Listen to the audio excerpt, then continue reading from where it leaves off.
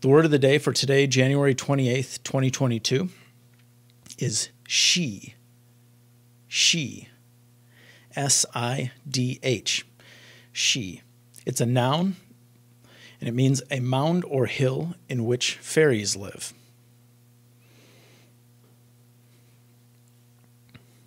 It is a borrowing from Irish Gaelic, and according to the origin on dictionary.com, and from Old Irish she, S-I-D, I'm guessing it's pronounced the same, and you can follow it back to the Proto-Indo-European languages.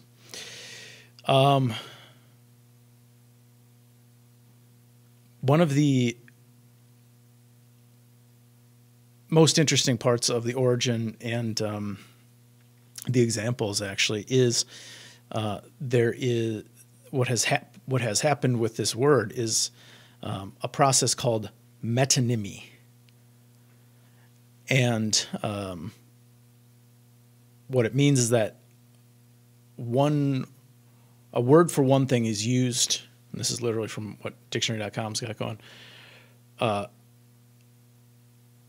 A word for one thing is used figuratively to refer to a related concept or entity. So, she can refer figuratively to fairies as well as literally to their home. All right? You can call the fairies she, and you can refer to their home as she.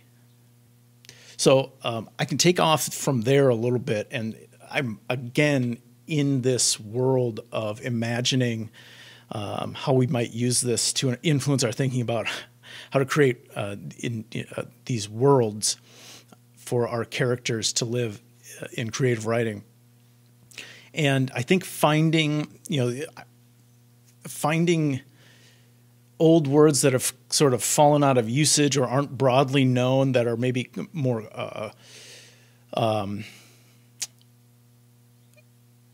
culturally or ethnically restricted, right? She is not a common word in American English.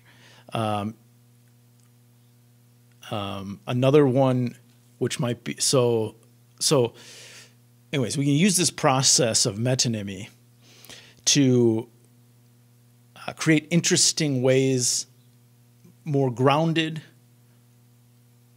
ways of grounded but not boring ways to refer to to refer to groups of characters in our stories. And obviously fantasy stories and sci-fi stories are good. It's the kind of place where this can be put to good use. I'm thinking of, I happen to be on the mound and the hill concept, but hillock is a word that is not used very frequently. It's got a couple syllables. It's got a mixture of the softer l and starts with the, but it ends with a k. So it's just an interesting word, and you could do something similar with that they do with she, the metonymy, to refer to a group as the hillock or the hillock. And you can modify the spelling. You do the fantasy thing where you take out some of the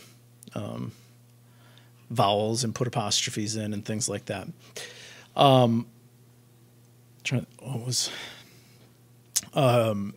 In Aquaman, there is a